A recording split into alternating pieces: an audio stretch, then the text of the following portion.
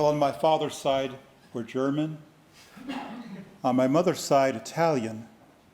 My maternal grandfather was from Naples, and my maternal grandmother from northern Italy. Blue eyes, blonde hair, and depending on who won the last war, either Austrian or Italian. So it's good to be home. Now today I'll be speaking of the economic calculation debate of the 1930s, and I'll take us at least through the calculation of socialism, a debate of the post-war period. And I'm going to move from Marxist-Leninism, if I can with the time allowed, to Marcuse-Leninism. Now, the 1930s socialist debate concerned whether socialists could mimic market prices so as to rationally order an economy in which the government owned the means of production. Lerner and Lange were associated with that point of view and were viewed by some as having won that debate. Mises and Hayek argued contrariwise that either this was near impossible or actually impossible. Among the criticisms they offered of this view is that, well, this was Mises, is that it was overly mathematical. And by that, Mises meant to criticize both neoclassical economics as well as socialists. He thought that the mathematical solution to the economic problem was pulled like a rabbit out of a hat or totally fictitious. He did use the device for some purposes, such as examining the evenly rotating economy, and Hayek said that general equilibrium economics is very powerful when used correctly. But in this case, that is the socialist calculation debate, mathematical economics was used incorrectly. And so this is how I would summarize how that debate went. I used to dislike mathematics and economics because I didn't understand it. Now I dislike mathematics and economics because I do. Now let me put that debate of socialism into a more general framework of things called, or at least sometimes called, socialism. We have utopian socialism, as Marx described it, which supposed that supply would spontaneously equal demand, therefore obviously obviating the need either for central planning or for market determination. Then we had his proposal of scientific socialism, which involves central planning. Alternative forms of socialism during the early part of the 20th century included Fabian socialism and National Socialism. But the dominant form of socialism, if it was socialism, came to be welfare, the welfare state, involving extensive redistribution of income. And my first crucial point is whether that was socialism or capitalism or something in between. Time allowing, I'll comment on the green agenda. So the welfare state involves the neoclassical synthesis, this is the macro side, and welfare economics, or the micro side. The neoclassical synthesis justifies a basically private property-based, market-oriented economy. It's populated by self-interested individuals, and the interventions are, we can call them strategic rather than tactical. Now I'm going to skip this. Now turning to welfare economics, and my friend Murray Rothbard accepting, we could cite these several theorems of welfare economics, that a market-oriented economy is Pareto efficient, and that any other market-efficient result can be obtained with lump sum taxes and transfers. Therefore, according to any social welfare function, a market economy is or can be both efficient and fair. These are very powerful theorems justifying a private property-based, market-oriented economy populated by self-interested individuals. Now, in practice, taxes are not lump sum. Taxes are applied to income and other economic activities and therefore distort economic incentives. Friedman proposed a scheme of taxation and redistribution involving lump sum transfers and a flat or single tax rate. He unfortunately named it the negative income tax. He was in economics, not in marketing. Now, he imagined the lump sum transfer to be a cash grant. We could imagine it to be some combination of cash and other forms of social insurance. For example, health insurance. Now, that system is arguably optimal from a redistributionist perspective as well as practical to administer. And Friedman was very persuasive. The period from the 1990s to recently could be viewed as the age of Friedman, with many positive developments in terms of standards of living all throughout the world, in terms of human freedom as measured by Freedom House, in terms of the decline of war and violence. Now, it could be said that Friedman blurred the distinction between socialism and a market-oriented economy, and on his suggestion, we developed the Economic Freedom Index. Since it goes from 4.0 to 9.0 in one digit of precision, you could say there's 50 shades of gray.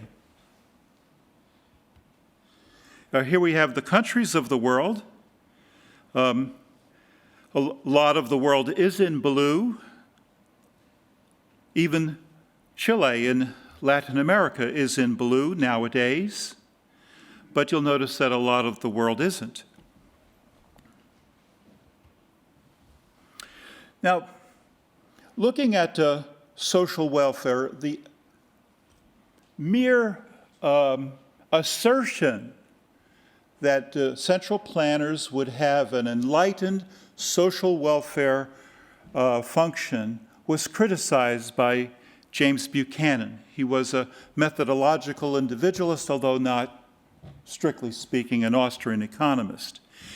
He insisted that the behavior of collectives be analyzed from a methodological individualist perspective. What were the motives of the individuals involved, and what was the constitutional framework in which those decisions were made, so that what would come out of central planning might not be an enlightened social welfare system, but, well, it could be what Aristotle imagined, the rule of the mob. So we are challenged then to examine any real-world system, real-world welfare state from these perspectives, considering the degree to which the economy is actually organized by private property and market-oriented prices, and the degree to which its overlaying polity is characterized by the rule of law. Now, in having breezed through all that, I still have some time, and I will tackle the green agenda. We could look at contemporary socialism as involving quite a few new elements, many of which are self-contradictory. For example, it involves the post-scarcity economics and yet is deeply suspicious that whatever we're doing is not sustainable. It is simultaneously Marcusean and Leninist. It believes that people are irreconcilably different and at the same time equal.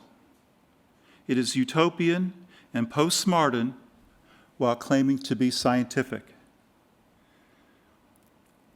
The agenda shifted from that we saw late last century, from believing that we're running out of resources to believing that we'll never run out of fossil fuel and therefore will corrupt the planet with excessive carbon dioxide. Some of the anniversaries of the initial forecasts of doom and gloom were celebrated. But this has always characterized millennialists. Now, from a market point of view, pollution isn't a market problem, but the failure to have a market, either a tragedy of the commons or the failure of a tort system. To save the planet, we must price the resources of the planet, and therefore rely on the market to guide the proper use of those resources, both for the present and for the future.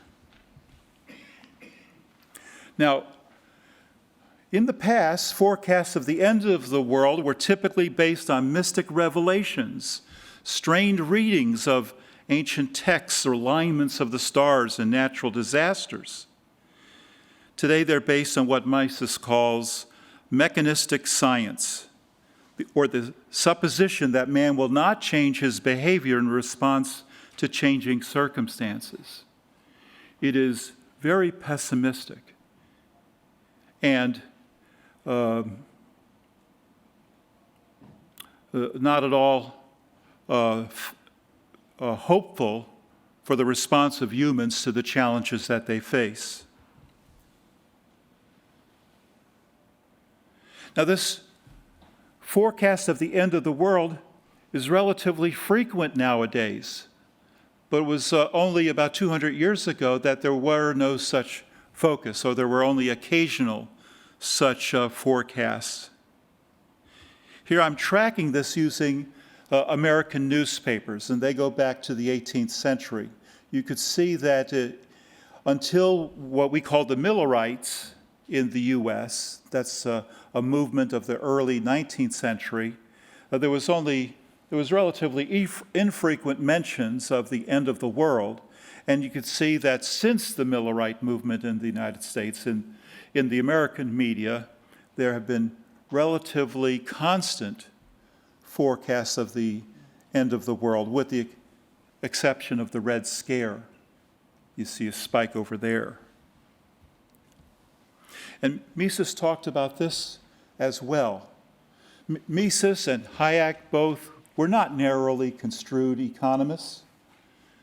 They didn't view themselves as hemmed in by the marketplace. They rather appreciated that ours is a social science and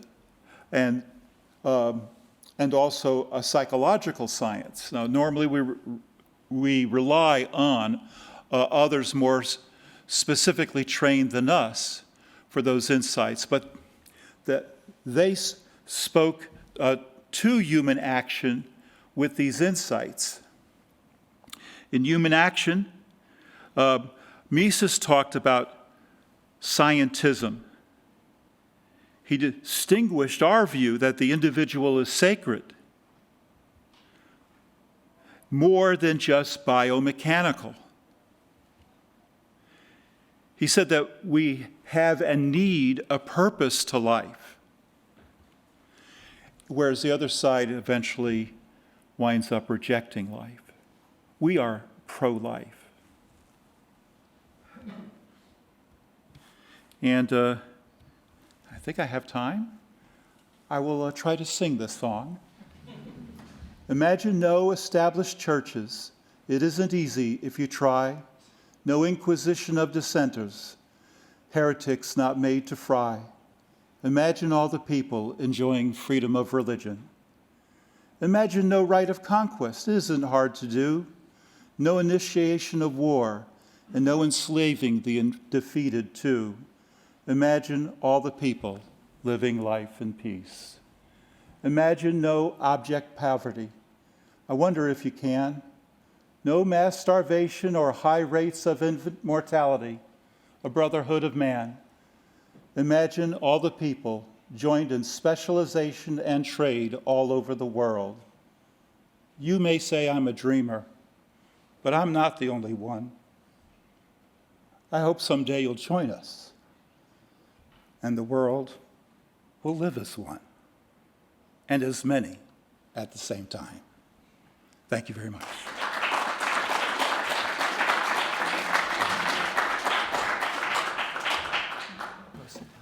Yeah, sure. So thank you very much for this talk and for the singing part. And do you have any questions about the topic? Oh, I have some questions. Yeah, probably that. We have time for, I don't know, for one question, two, maybe. Anyone? Okay. Oh, let me go. Oh, okay. So I understand you might be speaking from the US perspective, but in the EU we have an ongoing debate of Fit 50 initiative, which could be seen as the part of this green agenda. And if you were to offer some kind of more actionable recommendation from the Austrian theory, how should we tackle this great challenge that we are facing right now in terms of the political policy? Thank you. Okay, so thank you. So I think you're talking about the pandemic and maybe the fiscal crisis as well. No, it's the green agenda basically, but within the EU. Oh. Well, so there are emerging market-oriented green parties in Europe. In Switzerland, one is pretty strong, and some of the center parties of the Nordic countries also are adopting market aspects of the green agenda. So if we were to price carbon dioxide emissions, who knows what solution would be available to us? It could be carbon sequestration using fracking, and it could be the planting of trees. I myself have one question for you. We see the doom and gloom all the time, and the easiest answer is bad news sells, but I don't believe that's sufficient enough. So why would you say that the doom and gloom sells so much and is so frequent, especially in recent years, even after communism fell? Okay, even so the loss of religious faith has not been sufficiently replaced by scientific insight into how wonderful we are. We're still in transition. Thank you very much, and let's thank our speaker.